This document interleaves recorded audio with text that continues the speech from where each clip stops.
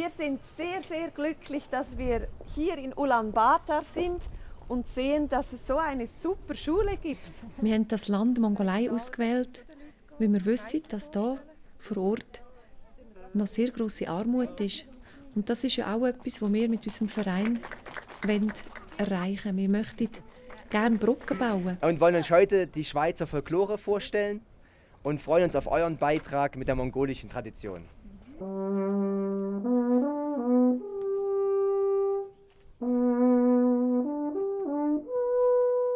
Unser Ziel ist hier, unsere Schweizer Folklore vorzustellen, unsere Traditionen und Brauchtum in den Kindern näher zu bringen.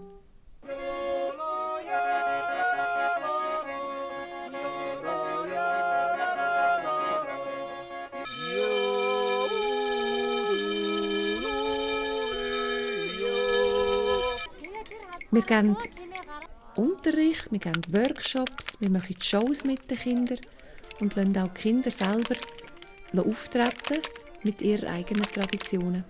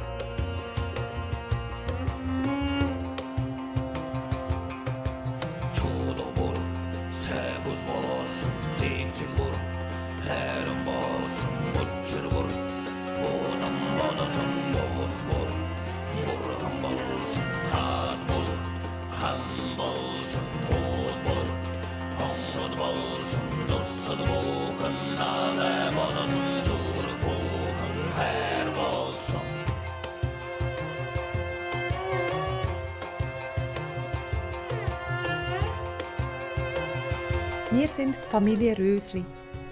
Mein Name ist Sonja. Ich bin hier mit meinem Mann Tobias und mit unseren 2 Söhnen. Mit dem Taiyo, der 3 ist, und mit dem Finn, der diesen Monat noch jährig wird. Mit dabei auf unserer Reise ist der Eidgenoss, alias Urs Fischer, und Superhorn Walti Sigrist. Wir sind heute in Ulgi angekommen. Ulgi ist ganz im Westen der Mongolei, an der Grenze zu Kasachstan und Russland. Leider ist wenige Tage nach unserer Ankunft die Pest ausgebrochen und wir durften Ulgi nicht mehr verlassen. Quarantäne ist ausgerufen worden. In der Umgebung von Ulgi haben wahrscheinlich Pelztierjäger oder einfach eine Nomadenfamilie haben Murmeltiere gejagt und die scheinbar nicht gut durchgekocht verspeist. Jedenfalls waren die Murmeltiere mit der Pest verseucht. Einfach die Murmeltierpest. Und die sind innerhalb von wenigen Stunden, die Frau oder der Mann ist innerhalb von wenigen Stunden gestorben und die schwangere Frau, in der Nacht noch in derselben. Und daraufhin wurde die Quarantäne verhängt und jetzt sind wir seit 4 Tagen hier in Ulgi, können wieder die Stadt verlassen und auch unsere Flüge sind gestrichen. Das heißt, wir müssen jetzt warten, bis die Behörden es wieder freigeben und das kann sich jeden Tag ändern. Bis jetzt steht es ja nicht fest, 21 Tage, 10 Tage, wer weiß.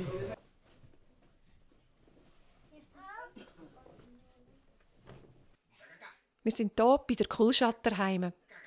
Kulschat ist Lehrerin und eine Kollegin von Paul Herger. Der Paul ist Lehrer in Wolhusen.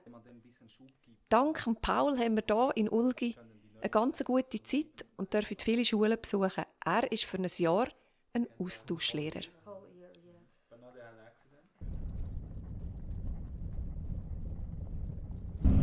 Jetzt besuchen wir mit Kulschat und Paul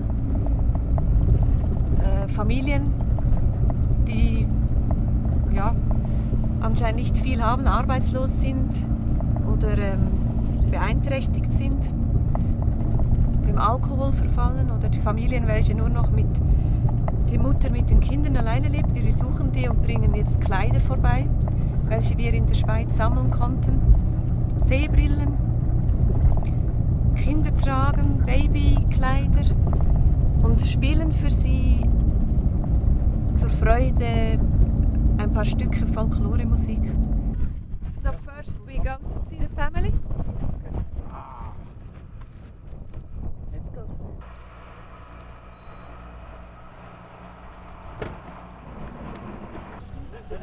Hey, how are you? Good. Eh? Hello. I like your dress. Hello.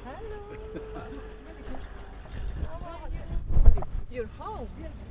Are you Sarah? And mommy is alone. No, right now she's alone, but the man went to center to look for a job, work.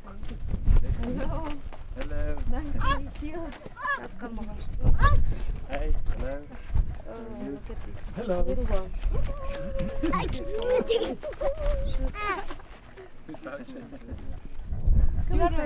You're a strong woman. Stuk is dedi. Yeah. 6 children. 6 balans var, 6 balans var. I have 2 boys. A lot of work.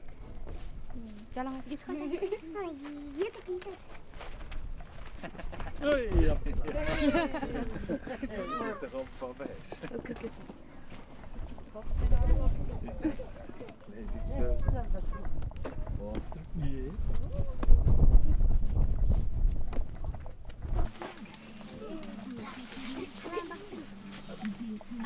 Can she tell us a little bit about her life? 6. Yeah, almost 6. 986. 986. Hold on. 3. Hold on. 2.5. 6 gün bulgunda. The little one is like only 6 days. Just warm. Baby. The baby on a bed. So she's getting 50,000 from the government, which is for looking after kids. Willkommen auf Because she has lots of Her house in the last 2 years ago. yeah. And the second is your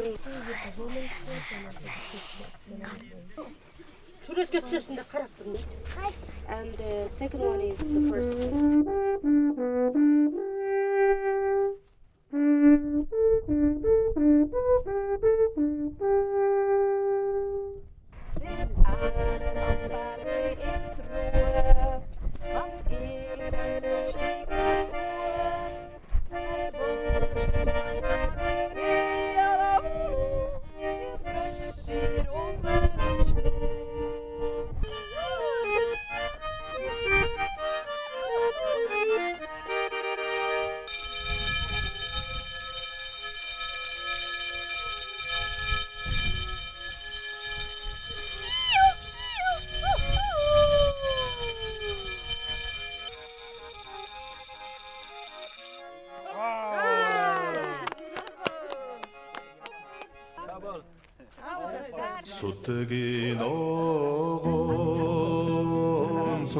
Mich hat die erste Familie sehr berührt.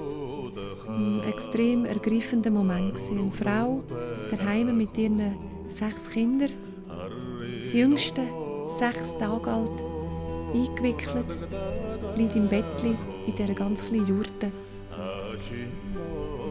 Und in diesem Moment macht man sich wirklich ganz viele Gedanken über sich selber, über das eigene Leben. Und ich habe realisiert, in welchem Luxus wir daheim in der Schweiz leben dürfen. Wie dankbar ich bin, dass wir so ein schönes Daheim haben. Jalbin ogon jiktere ganako Zangin modaho ruruto ganako Harrin ogon nadagda ganako Ashin modaho ruruto ganako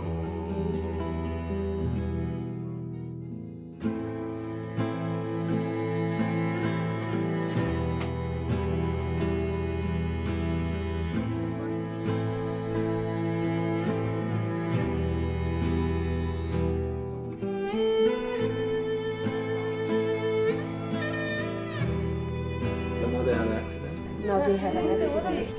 And now Riley is just staying home. And he has to pay money for the owner. Almost 20 million. That's crazy. Yeah.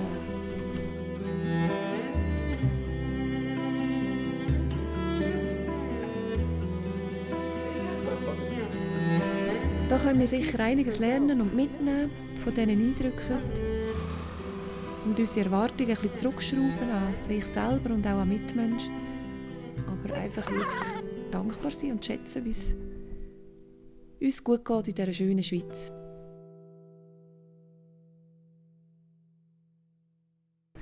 Gerade hat uns die Botschaft geschrieben und damit ist es auch offiziell, dass die Quarantäne seit einer Stunde vorbei ist.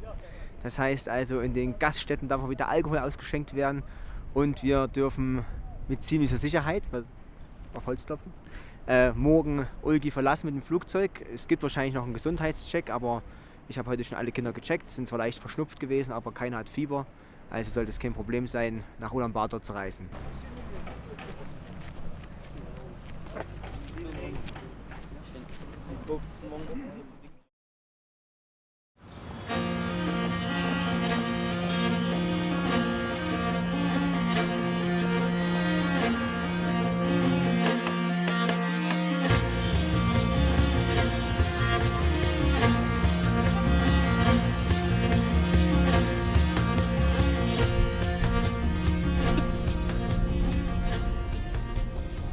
Wir fahren jetzt zum Verein Bayas Galant.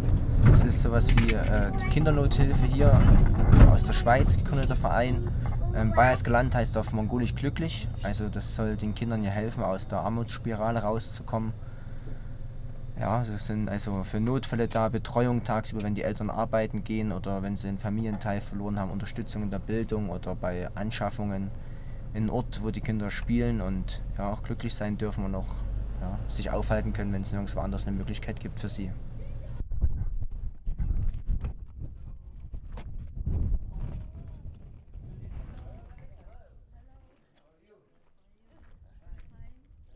Nice to meet you. Thank you. Bogi. Bogi, thank you. Hello. Nice to meet you. Yeah. That's a Nice to name meet that I you. can remember.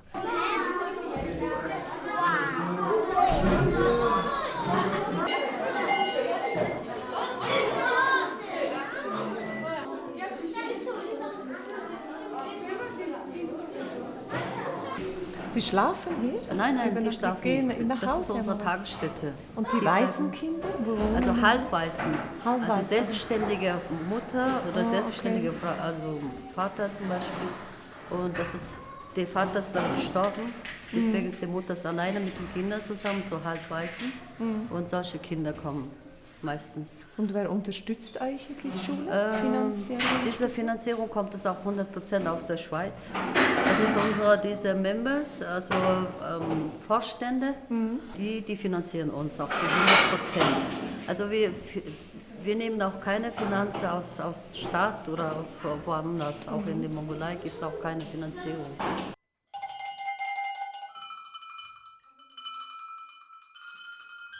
Die Familie von den Kindern, der Hintergrund gibt es auch sehr viele, die Alkoholprobleme. Die Eltern, die Vater, ja, Alkohol, die Arbeitslosen, auch zu Hause. Werden die Kinder geschlagen? Geschlagen worden auch schon, ja. Die Frauen und Kinder.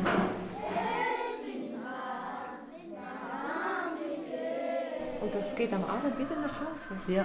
Das hat auch Angst, nach Hause zu gehen? Ja, genau, das ist das Problem, ja. Das ist solche Kinder zum Beispiel, die auch nach dem Tagesstätte, nach dem schönen hier so spielen mit den Kindern, also mit den Freunden zusammen spielen und danach, wenn die Tagesstätte zu geschlossen ist, also der Feierabend ist, die haben solche Angst. Manche Kinder zum Beispiel, die Vater bestimmt Abend, in diesem Abend bestimmt kommen, dann auch, kommt er bestimmt besoffen und schlägt uns.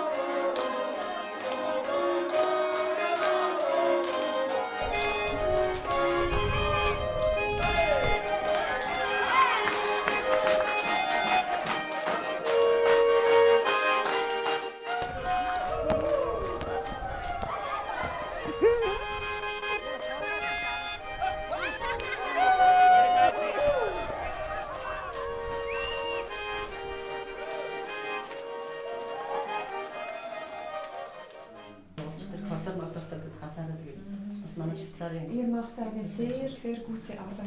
Sehr aufwendig. Einmal ist leider immer wieder ein Ende, aber es gibt immer wieder einen Anfang. Ja, maar het is een keer dat ze een rode weer met. Bye bye, tschüss.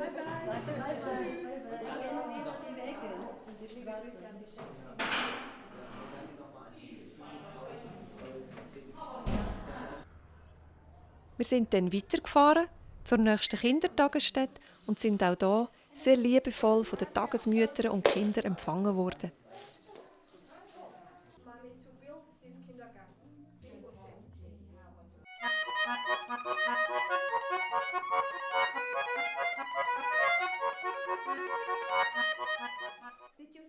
Wenn man so auf die wohlgekleideten und lachenden Kinder geschaut hat, hat man sich nur schwer vorstellen, dass das für sie ein Zufluchtsort aus der alltäglichen Armut in eine heile Welt ist.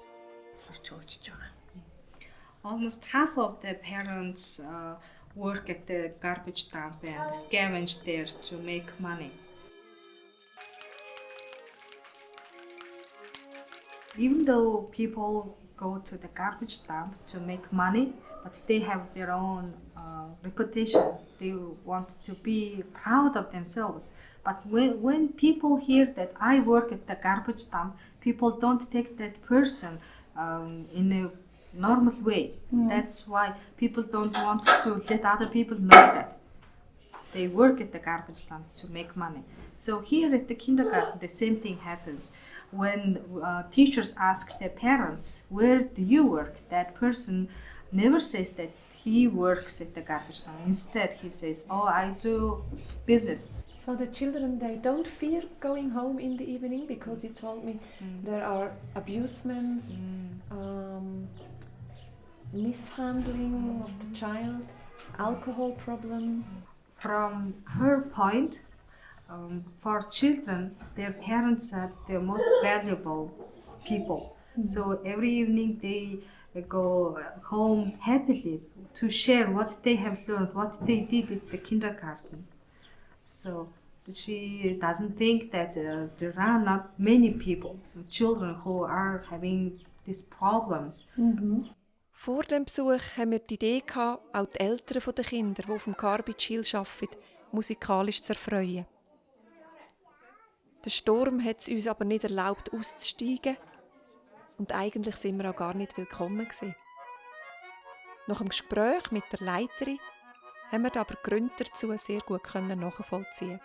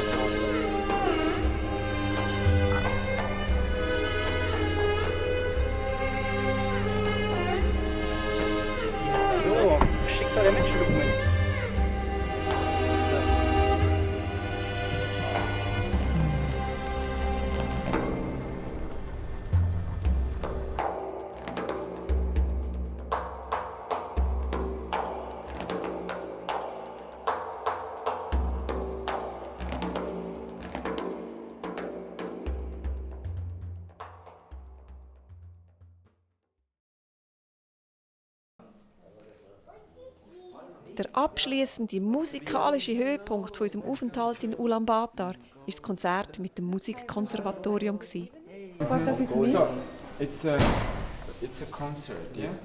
So it's gonna held at the Mongolian State Conservatory.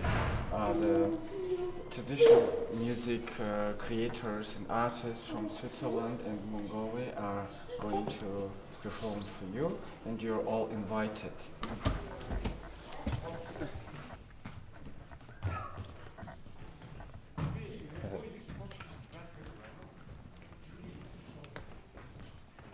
Is there someone who speaks English? Yes, one of the girls. 여친겨 힘 비세? Okay, you speak English, right? Yes. So, very good. And she will be translating everything and. So we can arrange it. Yeah. We are very curious about your music, and it's really beautiful that we play some pieces together. I think most important is that you first practice the pieces together, and then we have to talk how do we want to do the concert tomorrow. How many minutes for you, how many minutes for us, how many minutes together.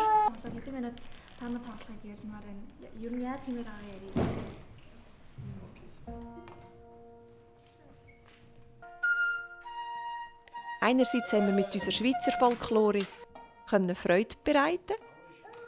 Andererseits haben wir als Musiker und Künstler uns beweisen.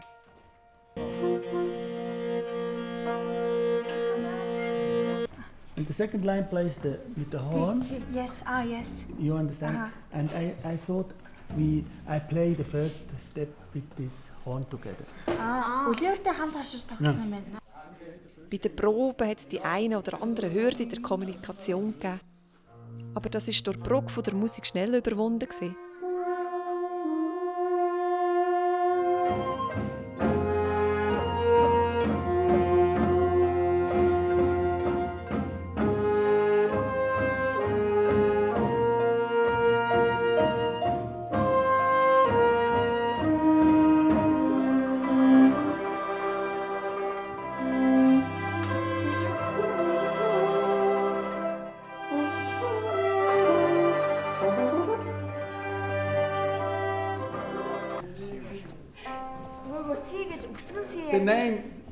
The name is Choral Luzern.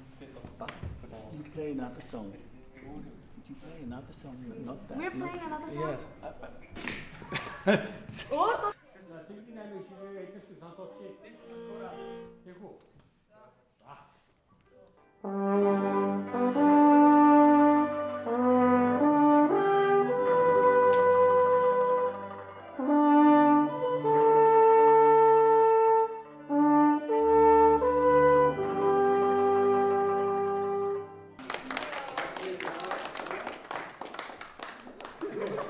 Ich finde das sehr schön mit diesen akustischen Instrumenten. Also ich weiß nicht, wie es im Saal klingt, aber bei mir auf der Bühne klingt das wunderbar mit diesen Saiteninstrumenten. Die Flöte höre ich rechts ganz hoch im Ohr, das Windinstrument auf der linken Seite. Und wir drei müssen zusammen einander hören, dass wir zusammen klingen gut. Und der Rest ist für mich, das zu spielen, wunderschön.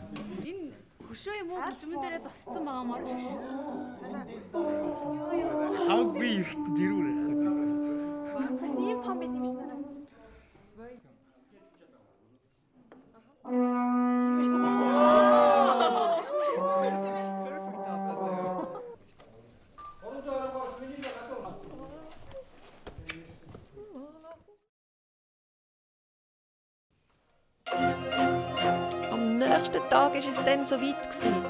Pferdekopfgeige, Yojin, Bischkür und viele andere mongolische Instrumente haben neben den heimischen Klängen vom Alphorn, Akkordeon und Glöckli ertönt.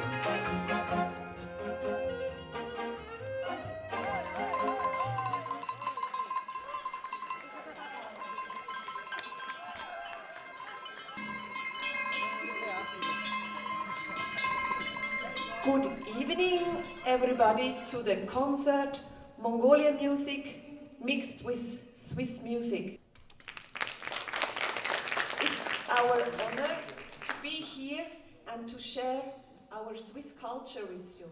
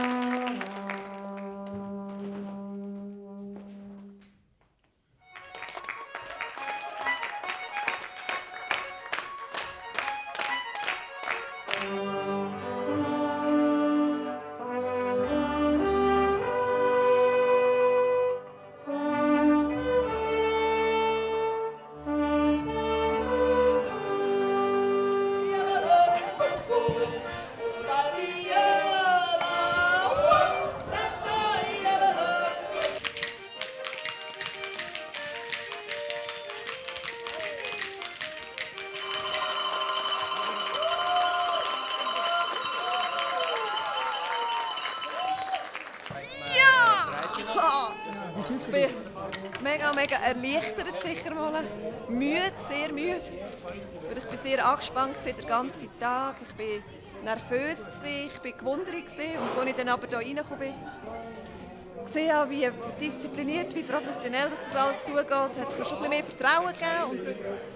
Und als wir dann gestartet haben, konnte ich ein bisschen loslassen. Für mich jetzt das letzte Konzert. Morgen fliege ich wieder zurück in die Schweiz und einen schöneren Abschluss kann es praktisch nicht geben mit dem Orchester, wo «The Dance of the Two Fisher» hat der Song geheißen und ich bin ja heisst sich ja Fischer zu Nachnamen und dann ist das umso schöner gewesen, die Symphonie, die Melodie und berührend mit dem mongolischen Orchester dort zu spielen. Toller Abschluss, unvergesslich. Tschüss miteinander. A special concert. Yeah, thank you.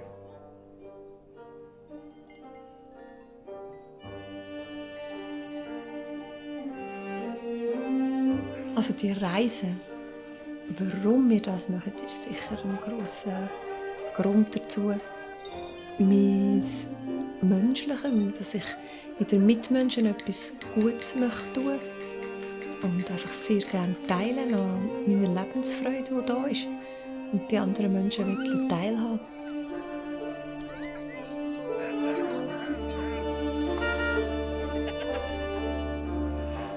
Wenn wir uns wohlfühlen, egal wo wir sind, dann geht es auch den Kindern gut.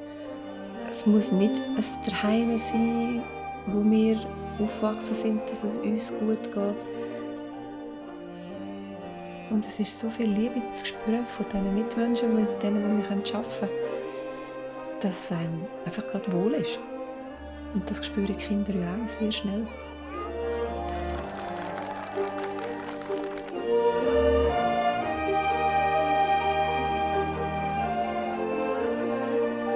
Es ist ja auch eine Herausforderung für uns, das zu tun. Ja. Das heißt, jeder Mensch sucht mehr einen Sinn in seinem Leben, oder? Und das ist für uns eine sinnvolle Tätigkeit, die uns gleichzeitig Freude bereitet. Und das ist eigentlich das, was man im Leben möchte.